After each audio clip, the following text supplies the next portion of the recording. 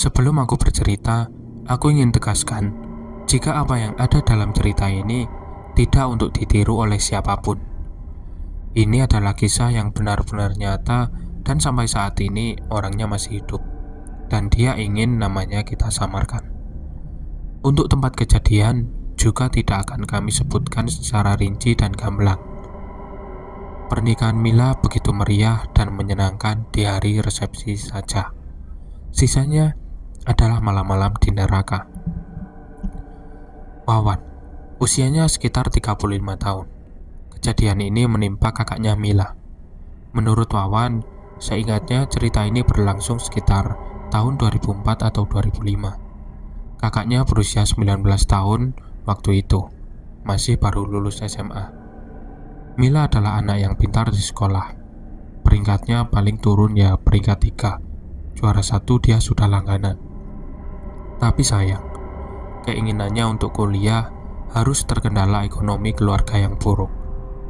Ayah Mila dan Wawan hanya seorang tukang becak di pasar. Ibunya sakit-sakitan di rumah. Wawan waktu itu masih SMP. Karena itulah Mila terpaksa mencari kerja. Dari kenalan ayahnya, Mila mendapat pekerjaan di sebuah toko. Toko itu milik Tamrin, seorang pria berusia 34 tahun. Tamrin ini dulunya begajulan. Suatu waktu ia merantau ke Malaysia. Ketika pulang, ia membawa banyak uang. Nah, uangnya ini untuk modal membuat toko. Begitulah ia kemudian dikenal sebagai orang kaya. Soal percintaan, Tamrin kurang beruntung. Dia sudah 2 kali menikah.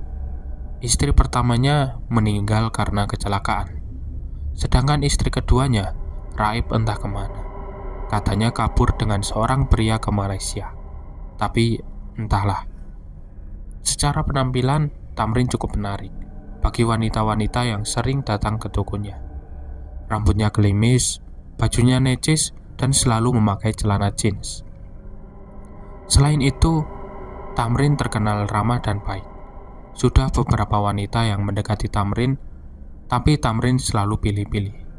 Sampailah dia berjumpa dengan Mila. Hatinya berbunga-bunga, maka tak jarang ketika toko sepi, Tamrin iseng menggoda Mila. Mila awalnya gak tertarik, tapi terus digoda membuat Mila mulai sering melirik. Tamrin gak buruk juga. Apalagi Tamrin bilang, kalau Mila mau dinikahi, dia mau menguliahkan Mila sampai S3. Maka, setelah memantapkan diri menerima cinta Tamrin, menikahlah Mila penuh dengan sukacita. Acaranya besar-besaran, seolah-olah itu pernikahan pertama Tamrin. Semua orang memandang Mila sebagai wanita yang beruntung. Tapi, semua kebahagiaan Mila segera berakhir ketika acara selesai. Karena rumah Mila ini kecil dan tak ada kamar, Tamrin izin ke orang tua Mila untuk langsung membawa Mila ke rumahnya saja. Karena mengerti bahwa pengantin baru pastinya ndak hindahoi. Orang tua Mila setuju saja. Sesampai di rumah Tamrin yang besar, Mila langsung diajak ke sebuah kamar. Kamar itu sungguh besar, dengan sebuah ranjang mewah di tengah ruangan. Ada taburan bunga melati di atas kasur. Wanginya memenuhi kamar yang gak berjendela itu. Tunggulah di sini, aku ada urusan sebentar, kata Tamrin memegang pipi Mila. Baiklah abang, Mila tersenyum. Nah, dia ini sungguh bahagia. Kamu mandilah dulu, pasti lelah bukan? Nah, Tamrin ini menyuruh Mila untuk mandi. Pasti tidak mungkin Mila tidur dengan abang dengan keadaan bau ketek begini, kata Mila. Resepsi seharian membuat tubuhnya penat. Ketika Tamrin keluar kamar, Mila ini bergegas mandi. Kamar mandinya juga luas. Airnya bisa diatur dingin atau hangat. Mila sempat kaget saat air yang mengucur terlalu panas. Setelah bisa menyesuaikan suhu, barulah Mila mulai mandi. Anehnya, air yang mengalir itu tercium begitu harum, saumpama bunga melati. Hebat, bahkan air mandi bisa dibuat wangi seperti ini, Kalau kaya apa aja bisa.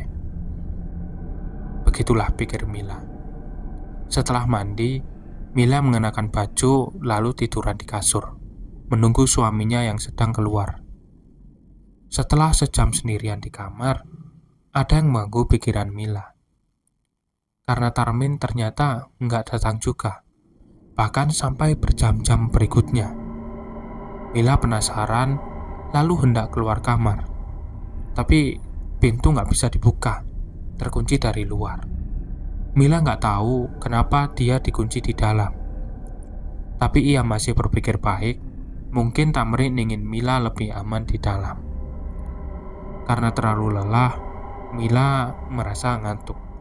Kepalanya terasa berat, lalu perlahan-lahan Mila tertidur. Tengah malam, Mila ini terbangun dan merasakan ada seseorang yang memeluknya dari belakang. Tangan orang itu mengelus lengannya, lalu ke arah perut, lalu terus turun ke bawah. Ya kalian bisa bayangin sendiri.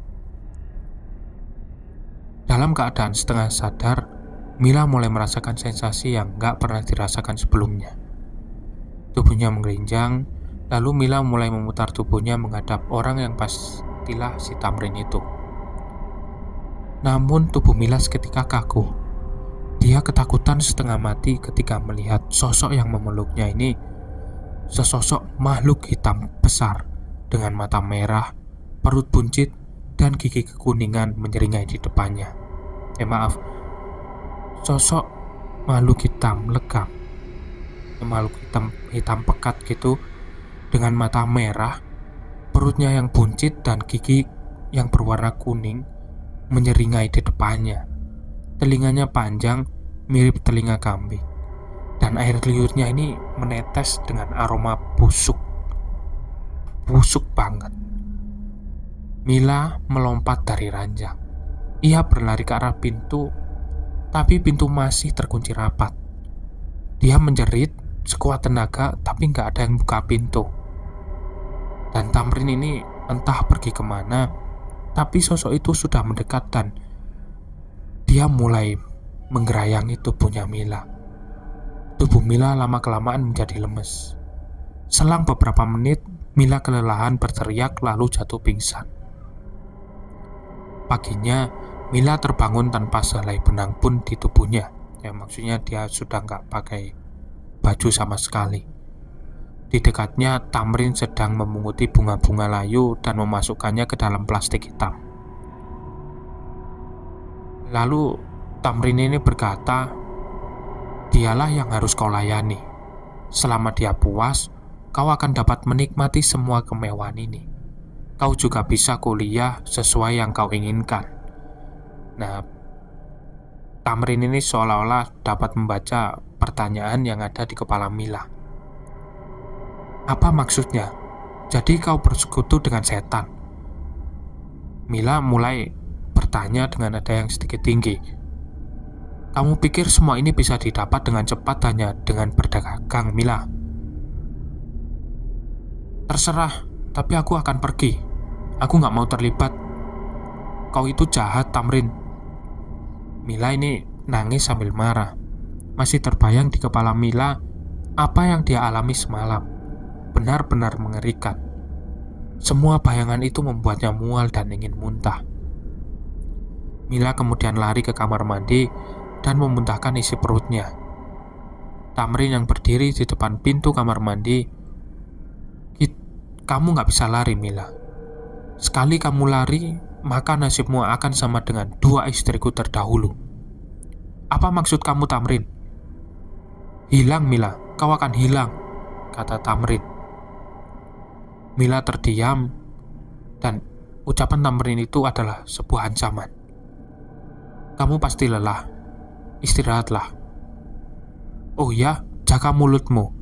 Kalau sampai ada berita buruk yang beredar soal aku, itu pasti dari kamu, dan kamu tahu resikonya, kata Tamrin sambil membawa kantong berisi bunga itu keluar. Dan kebahagiaan luar biasa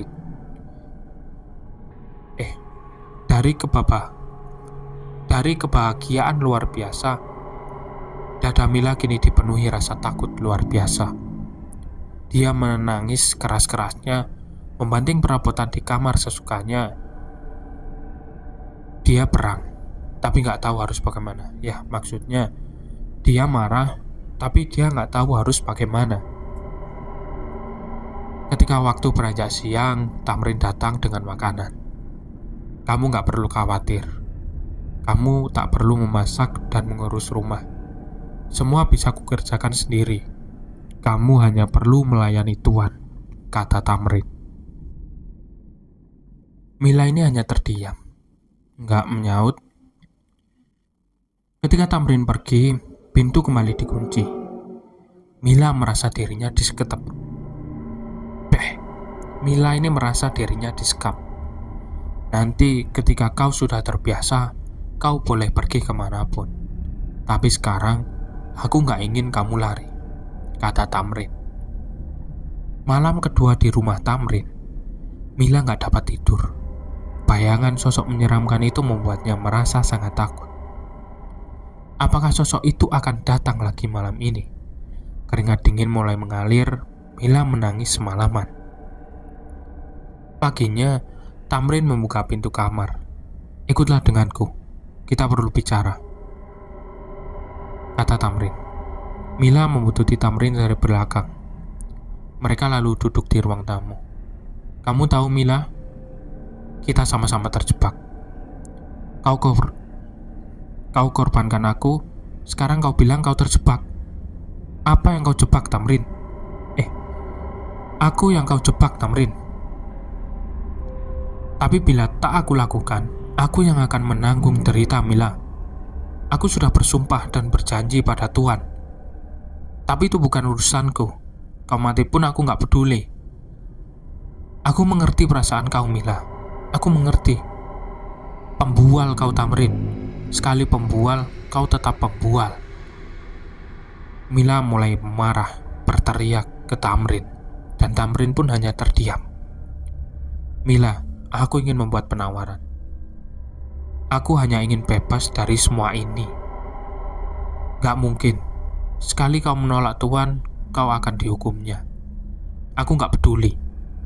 Kau ingin membuat bapak dan ibumu sedih. Kau tahu Mila, dia gak selalu datang. Dia hanya akan datang sebulan sekali. Kau hanya perlu melayaninya sebulan sekali. Sisanya, kau dapat bersenang-senang dengan semua harta yang aku punya. Aku yang kau korbankan. Kau juga yang menikmati semua harta ini. Penderitaanku membuat perjanjian dengan Tuhan gak kalah pedih. Pilihanmu hanya dua. Menolak lalu hilang dan keluargamu sedih, atau berkorban menikmati kekayaan lalu mengobati ibumu yang sakit-sakitan itu, kata Tamrin. Mila gak jawab hingga Tamrin pergi. Berhari-hari Mila memikirkan kata-kata Tamrin. Sepanjang malam dilaluinya dengan rasa trauma yang dalam. Pernah ia berniat bunuh diri. Tapi ketika terbayang wajah ibu dan bapaknya, dipendamnya perasaan itu dalam-dalam. Suatu malam, Mila mengalami sebuah peristiwa aneh. Di antara tidur dan sadar, dia mendengar seorang perempuan menyebut namanya. Mila, Mila, Mila. Ketika Mila membuka mata, dia seperti melihat seorang wanita berdiri di pojok kamar. Namun gak lama, sosok itu menghilang. Sekian detik kemudian, di kejauhan, Mila mendengar suara pegi kesakitan. Mila gak dapat tidur, pikirannya melayang-layang. Sosok apa itu? Adakah hubungan dengan makhluk hitam itu? 2 minggu dihantui rasa takut dan ngeri, Mila menerima kabar yang gak menyenangkan. Di suatu siang, Tamrin pulang dengan tergesa. Kita harus ke rumah sakit, Mila. Ada apa? Ibumu kambuh, kata Tamrin. Mila panik dan mengikuti Tamrin.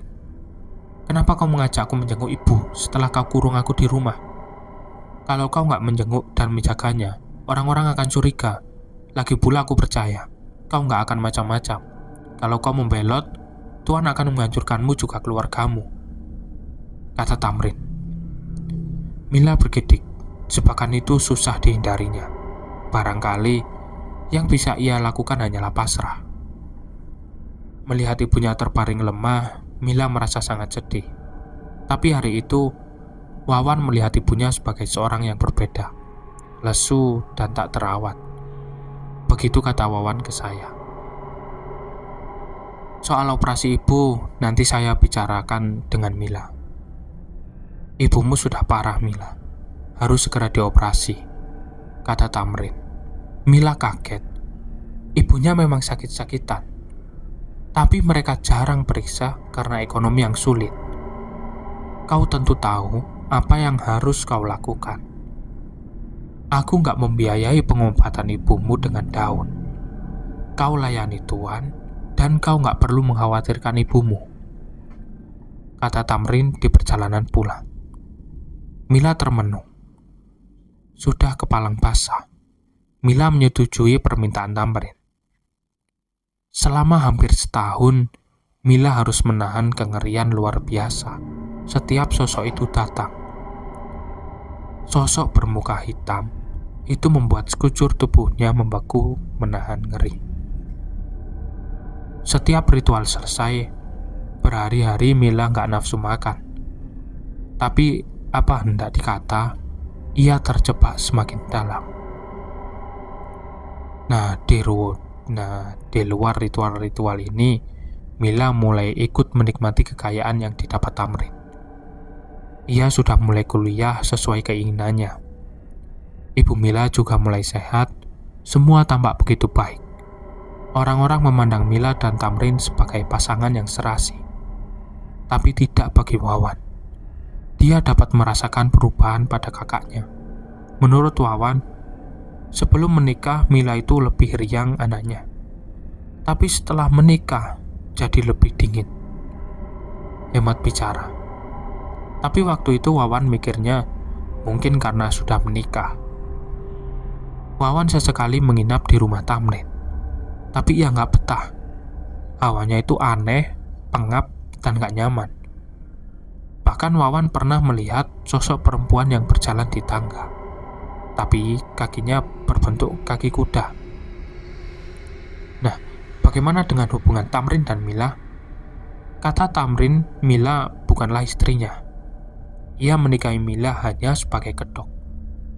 Ia nggak boleh menyentuh Mila atau makhluk yang dipanggil Tuan, olehnya akan marah. Jadi sebenarnya mereka tidur di kamar yang berbeda. Namun yang menyakiti hati Mila, Tamrin seringkali pulang membawa perempuan di depan matanya. Perempuan-perempuan itu nggak lain adalah pemuas nafsu Tamrin. Nah, sementara itu Mila juga sering mengalami peristiwa aneh. Ia sering ditemui sosok perempuan berambut lebat, bermata sayu, cantik, dan sesekali tampak tersenyum.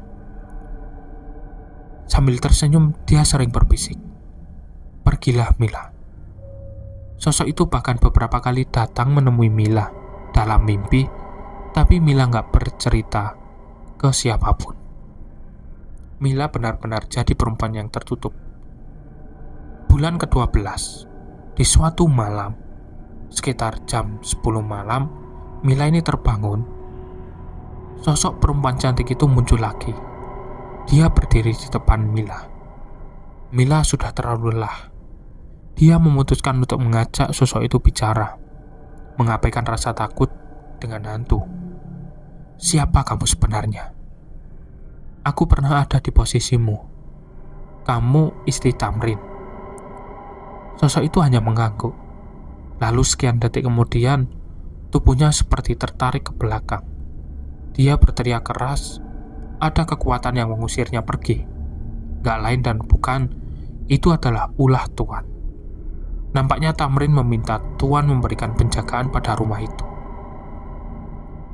Tapi percakapan singkat itu membuat Mila penasaran. Seperti ada sesuatu yang hendak disampaikan sosok itu. Tapi bagaimana caranya? Nah, suatu waktu Mila pulang ke rumah.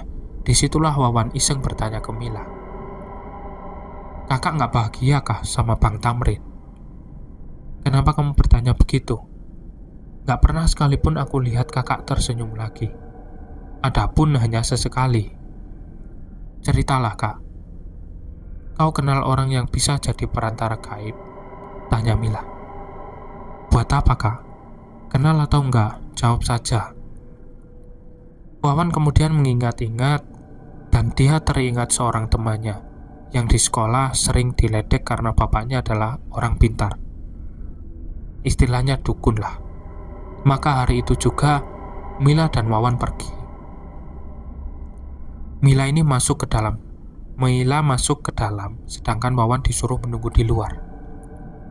Saat keluar, Mila tampak marah dan kesal.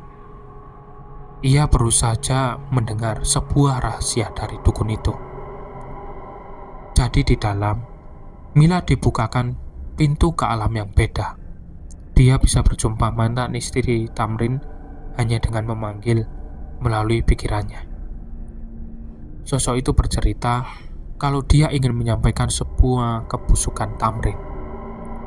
Tapi setiap dia ke rumah itu, sosok hitam itu mengusirnya. Dia berterima kasih Mila mau menemuinya. Sosok itu bercerita kalau Tamrin itu licik. Ibu Mila yang sempat sakit tak lain adalah ulah Tamrin. Dia mengirim teluh agar Mila kasihan dengan ibunya. Lalu mau diperbudak dalam ritual laknatnya. Makanya Mila marah besar. Wawan gak tahu apa-apa waktu itu, namun sepanjang jalan Mila tampak gusar. Wawan gak berani bertanya, walau penasaran masalah seperti apa yang dihadapi kakaknya. Tapi nantinya dia diceritakan semuanya. Nanti, setelah semuanya berjalan sesuai rencana Mila. Makanya Wawan bisa cerita. Karena cerita ini juga berasal dari cerita Wawan itu sendiri. Oke, lanjut. Sementara itu, setelah mengetahui tentang kebusukan Tamrin, Mila menyiapkan sebuah pembalasan. Jadi dengan petunjuk ayah teman Wawan, Mila memutuskan untuk melakukan ritual perjanjian dengan sesuatu yang Tamrin sebut Tuan. Mila nggak menceritakan secara rinci cara ritual ini ke Wawan, tapi salah satunya adalah Mila harus melukai lengannya sendiri. Itu membuat Mila antara hidup dan mati, karena kehabisan banyak darah. Antara sadar dan enggak, Mila merasa ada sosok yang mendekat. Ia kenal aroma itu. Dialah yang disebut Tuan. Maka malam itu, tanpa sepengetahuan Tamrin yang sedang pergi dengan perempuan-perempuan menghiburnya, Mila meminta sesuatu kepada sosok itu. Sesuatu yang sangat mengerikan. Mila meminta kematian Tamrin. Dan entah bagaimana kejadiannya, malam harinya Mila ditelepon oleh kepolisian yang mengabarkan jika Tamrin kecelakaan dan nyawanya nggak tertolong. Mila pun segera ke rumah sakit tempat Tamrin disemayamkan. Ngeri, Tamrin mati tanpa kepala.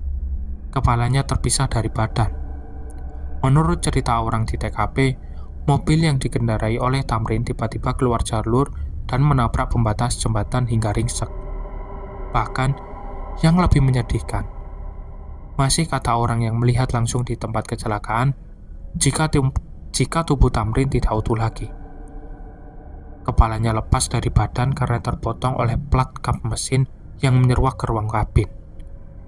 Itu semua diketahui Mila beberapa minggu setelah pemakaman Tamrin.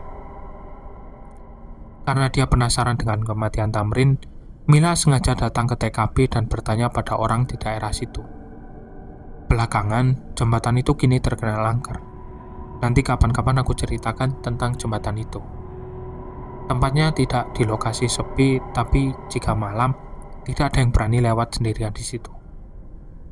Lalu apa yang terjadi dengan Mila selanjutnya? Dia melanjutkan hidup dengan terus mengabdi pada Tuhan. Kekayaan warisan Tamrin juga cukup untuk menghidupinya hingga sekarang, tahun 2025. Mila memang pintar. Daripada harus diperbudak untuk orang lain, ia menjadi budak untuk dirinya sendiri. Tapi menurut saya pribadi, ia nggak seharusnya berbuat seperti ini. Harusnya bertaubat dan meninggalkan semuanya. Walau sampai sekarang hal itu dia rahasiakan. Namun Wawan tahu karena Mila bercerita padanya. Wawan sering diminta menyiapkan ritual setiap bulan. Perasaan Wawan sampai sekarang campur aduk. Mau tidak terlibat, tapi harta dari ritual itu cukup menghidupinya dan keluarga. Dan Wawan terus terang cerita pada saya jika ia sebenarnya takut jika suatu saat akan berimbas buruk pada dirinya atau anak istrinya. Dengan demikian cerita ini saya sudahi sampai di sini saja.